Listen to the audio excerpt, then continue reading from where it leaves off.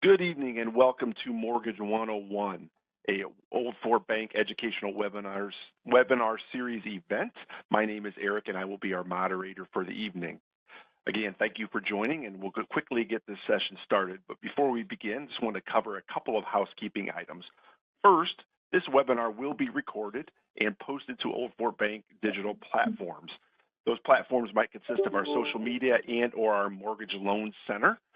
Additionally, all cameras and microphones for participants are off and will remain off for the duration of the webinar. Next, I'll provide you a quick overview of what we'll be discussing this evening. As you can see, we've got a thorough menu of discussion items to help to cover the entire mortgage loan process and help to give you a great experience here tonight. Shortly, I'll be introducing our mortgage loan expert, and she will quickly jump into a discussion around the link between your credit reports and loans and the importance of those matters, discuss the details of what is a loan, what is a credit report, what is the loan process here at Old Fort Bank, and then we'll jump into a Q&A session. With that, I'm going to introduce our marketing director, Adelaide, who will be managing that Q&A session, but also monitoring the chat section of the webinar here and monitoring those questions and presenting those to our speakers. So with that, I'll introduce Adelaide. Thank you, Eric. As he said, I will be monitoring the chat. There is an option to drop a question privately if you feel more comfortable with that instead of having your name broadcasted to the other members of this webinar. Also, I will be asking some frequently asked questions that we get regularly here at the bank throughout the duration of the webinar. Great. Thanks for that, Adelaide. Look forward to hearing those questions as we progress. With that, I will introduce our mortgage expert. I'm excited to introduce Lisa Bailey. Lisa Bailey has been with Old Fort Bank since May of 2023, but brings a plethora of mortgage lending experience, primarily in the greater Dayton area here in Ohio. Lisa is known as an industry leader, recognized within her peers in the mortgage banking industry in the Dayton, Ohio area as a leader who helps bring success in mortgage solutions to her clients. With that, I will introduce Lisa. Thank you, Lisa. Thank you, Eric, and good evening, everyone. Thanks so much for joining us. I look forward to going over some basic mortgage information with you to help you better understand how mortgages work and to help you get into a better position to be able to possibly buy.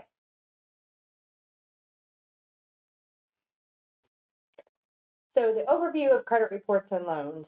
Understanding your credit and what is being reported is critical when it comes to preparing to make a big purchase such as a new home. A credit report is a record of your history of how you make your payments, your outstanding debts, and your overall credit worthiness. Lenders, such as us here at Old Fort Bank, use it to help decide whether or not we're able to approve a loan.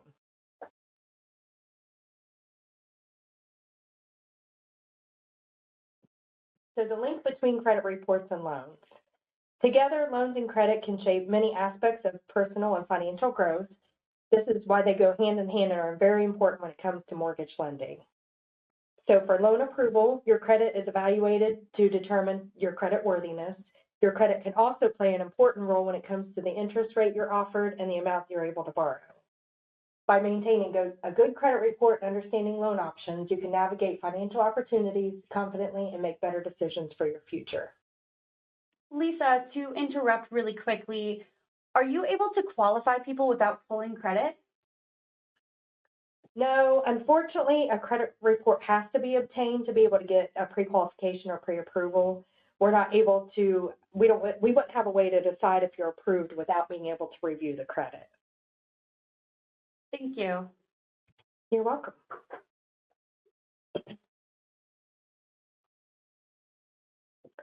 So next, what is a loan? Sometimes they're necessary for large purchases. They're basically funds that you borrow from a lender with an agreement to repay over time, and that's typically with interest. There are many different types of loans, all of which are offered here at Old Fort Bank. There are home loans, which can entail mortgages or home equities. There's auto loans for purchasing a vehicle. There's personal loans, sometimes known as signature loans, which offer no collateral. There's student loans to finance an education, and then there's business loans to help fund operations and or growth.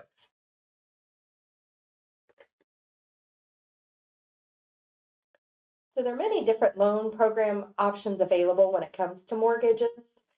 So there's conventional, FHA, VA, USDA, construction, and jumbo. A conventional mortgage is just a regular mortgage that's not insured by the government, and sometimes an investors use, such as Fannie Mae or Freddie Mac. And it's typically for borrowers maybe with a stronger credit history or maybe that have had mortgage history. There's an FHA loan, which stands for Federal Housing Administration. It is backed by the government, and it may be a better fit for maybe someone with that had limited or perhaps some issues with their credit. There's a VA loan, which stands for Veterans Administration. It is a mortgage for military veterans or active duty. There's a USDA loan, which stands for United States Department of Agriculture. This is designed for someone that's looking to purchase a home in a rural area. However, there are income limits for this loan type. So you have to qualify as a borrower and be under the income limit, but the property has to also be eligible. So there's two parts to that one. There's a construction loan that this option is for someone that's looking to build a brand new home or maybe do some major renovations to a home that they already own. Then there's a jumbo loan, which is for someone financing a high valued property which exceeds the regular loan limits, which this year in 2025 at $806,500. Lisa, a common question that we get for the loan options that we have is how much of a down payment is required for each type of loan? Sure, yeah. So each loan product has its own down payment requirements. Conventional buyers sometimes can do as little as 3 to 5% down, depending if you're a first-time home buyer. An FHA loan requires at least 3.5% down. A VA or USDA loan don't have a down payment requirement. A construction loan is at least 10% down, and then jumbo loans can vary. Thank you for your insight. Sure.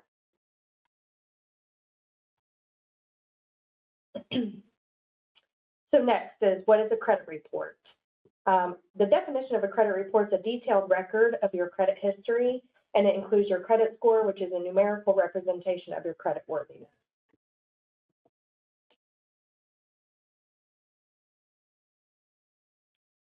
So what do credit reports include? They include your basic personal information, such as your name, your address, your Social Security number, your employment history, and details about your credit accounts, like what you currently have open and maybe past accounts that you've had open. It does include public records, such as a bankruptcy, a lawsuit, or a lien. It also includes inquiries for the last 365 days. So anyone that's pulled your credit in the last year, it'll show as a hard inquiry on your credit report. There are things that are not included on your credit, and that would be like your income and any previous denials that you've made for a loan request.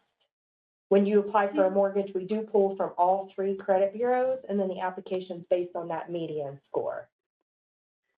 Lisa, you had mentioned that inquiries last for 365 days, but how long does a credit report stay valid for? So once we do a mortgage application and pull your credit, the credit report's valid for 120 days or 4 months. Okay, thank you. You're welcome.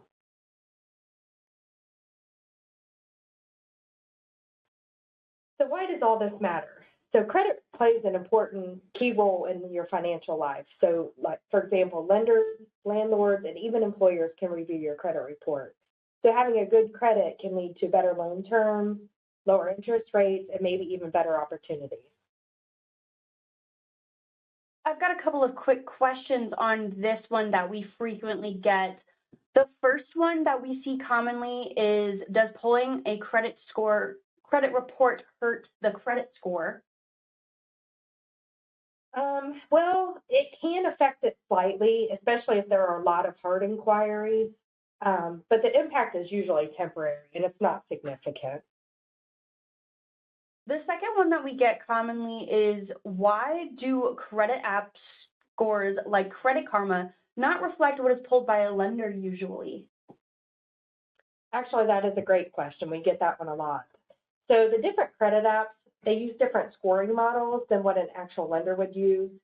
So they can be really good at providing advice on how to manage your credit or maybe increase your score. But the scores that they provide are not always real accurate compared to what we would pull on our credit reports. Okay, thank you. You're welcome.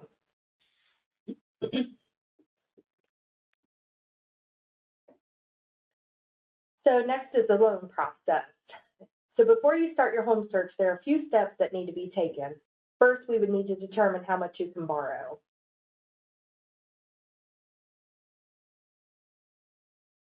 So a mortgage application must be completed to determine your borrowing capacity. This will help you to know how much of a home that you can afford before you start house hunting. A pre-approval involves pulling the credit and verifying the income and assets. So by being pre-approved, you're able to look at properties in your price range, and it can also help you be a stronger potential buyer because the seller will know that you have financing in order, which can also help you get a loan closed a lot faster. Lisa, can people apply if they just started working for a new company? That can depend on the type of loan. Some government loans want to see at least a year or two on the job, on a new job, or if you have been in school that's related to your job. They'd like to see at least a year or two. And then conventional mortgages, they have different guidelines, so it can really depend on the situation. Conventional mortgages aren't as particular or as strict about job time as a government loan. Additionally to that, with post-COVID, we are seeing an influx of clients who are self-employed. Are there different requirements to apply? Yes, for a self-employed borrower, typically we would need 2 full years of tax returns because otherwise it's hard to determine an average income or steady income without having a full 2-year history. Thank you for your insight. Yeah.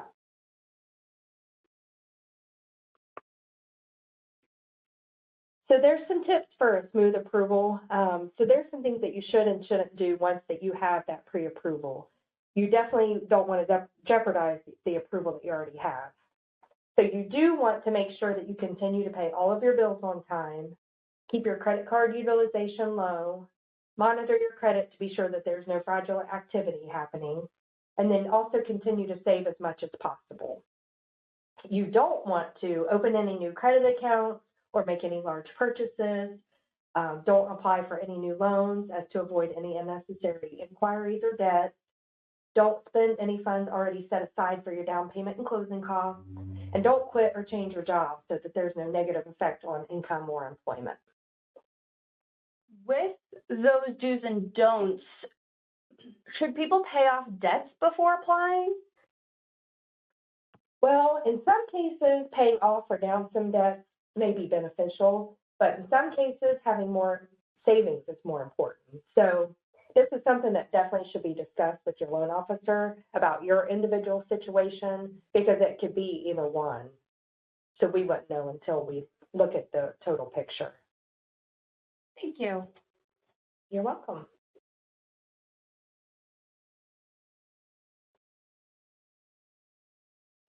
So once you've made an offer on a home and you have an accepted purchase contract that's been signed by all parties, the process of getting to the closing can begin.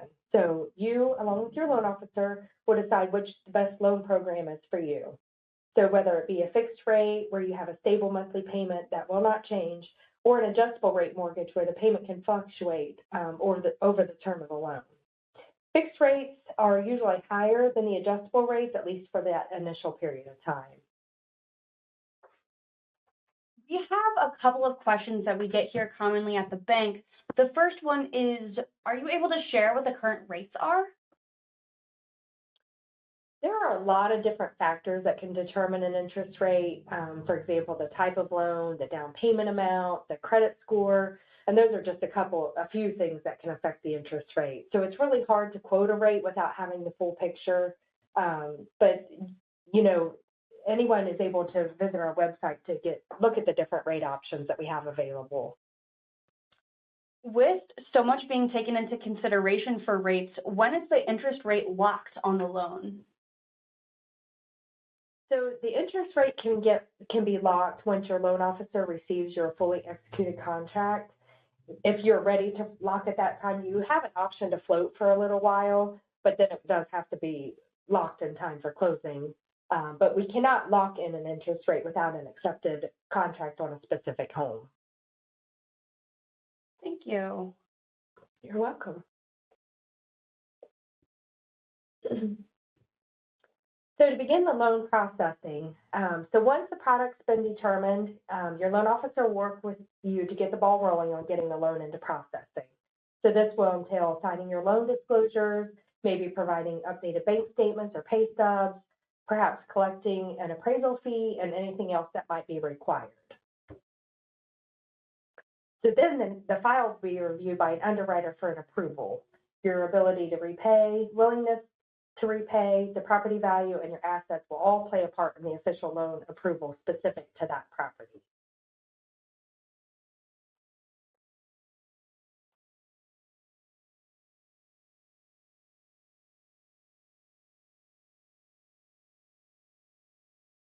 So next step would be closing the loan.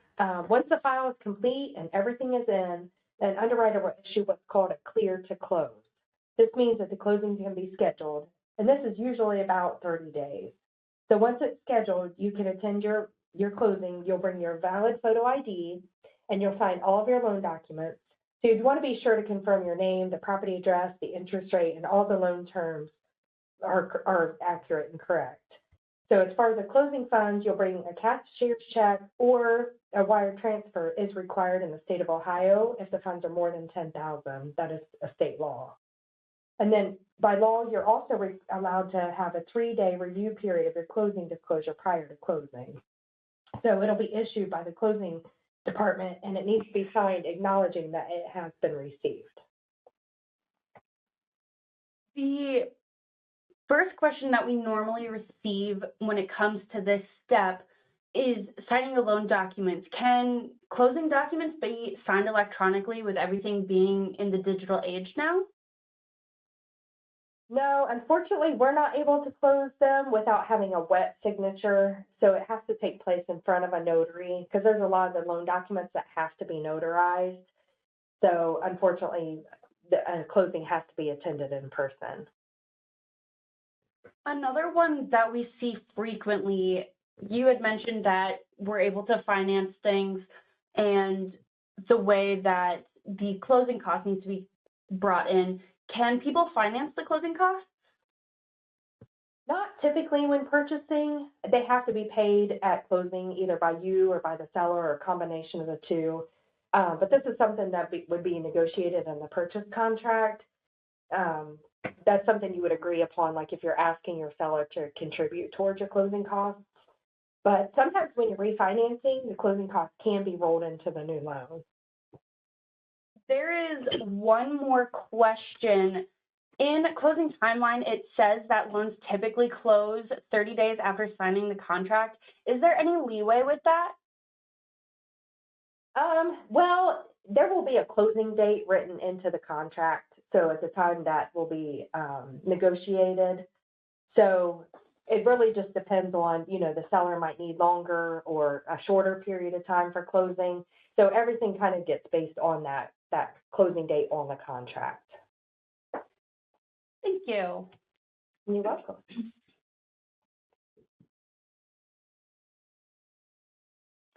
Okay, so after your loan closes, there is a first payment letter that's going to be in your closing package, and you'll also receive a monthly statement showing when the payments are due. All mortgage loans are due on the first of the month, but there is typically a grace period before they're considered late. So then after everything's said and done, then you're able to move into your new home. So I hope you're able to experience homeownership, and when you do, you'll reach out to us and when you're ready. So to sum it up, getting a mortgage is a big step, and understanding how they work can help make the process a lot smoother. But if you have any questions, please feel free to contact me or any of the loan officers here at Old Fort Bank. We'd be more than happy to help.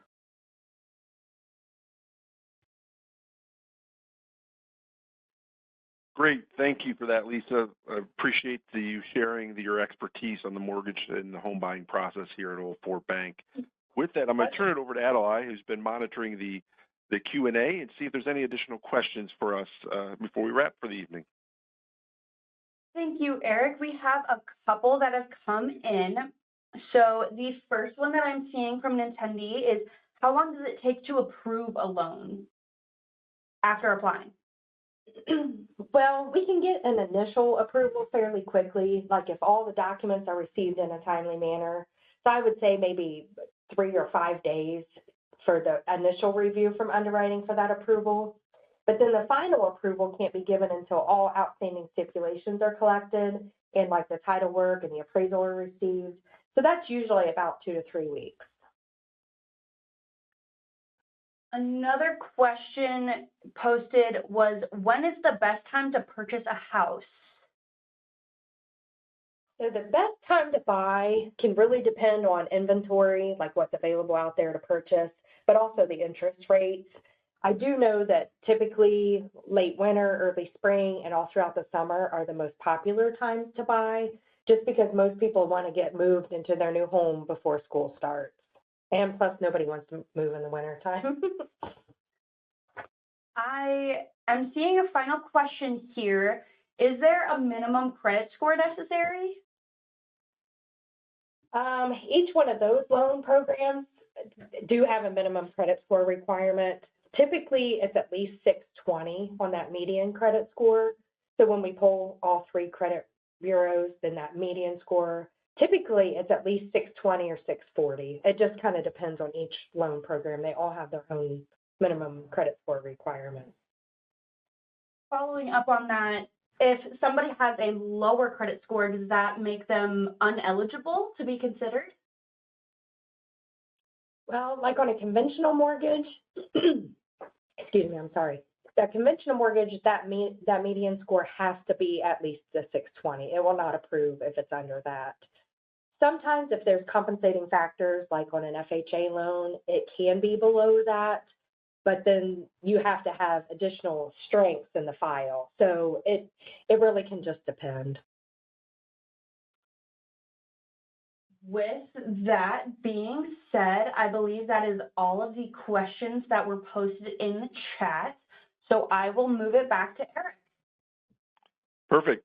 Adelaide, Lisa, thank you for that, again, additional conversation and expertise being shared on the mortgage process. As we conclude this evening, we do want to share a couple of resources with you. First, we wanted to provide you some contact information for Lisa, our mortgage expert who presented here tonight. You can see Lisa's name, email, and phone number there at her location in the Dayton area. The mortgage areas she serves generally are the Xenia, Centerville, Dayton, Jamestown, Bellbrook, Fairborn, Beaver Creek, and surrounding areas there in that greater Dayton area. But Lisa would be more than happy to take any sort of communication from you as a prospective borrower and answer your questions, no matter where you reside. Also, we do share our other lenders that we have here at Old Fort Bank, Joyce Womack, who also generally works in that greater Dayton area, and then Tom Zerm, who works primarily in our Northern Ohio marketplace. You can see their name, email, and phone numbers for contact should you have any interest or additional questions. Lastly, some digital resources of items that were referred to today during the conversation. First, a link to our Old Fort Bank website that will not only introduce you to our mortgage lending program, but let you have an overview of all of our products and services here at Old Fort Bank.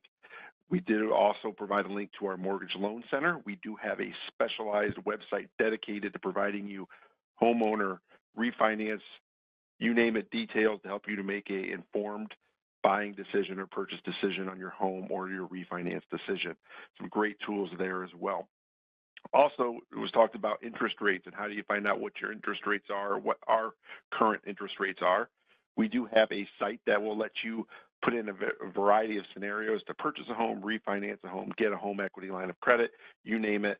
You can see what our current rates are. Additionally, after you do that rate search, you have the ability to subscribe to future alerts. So if rates are at a level that you're not quite happy with today, you can be notified when they drop to that rate that you're ready to make a purchase and help you to expedite your loan process here at Old Fort Bank.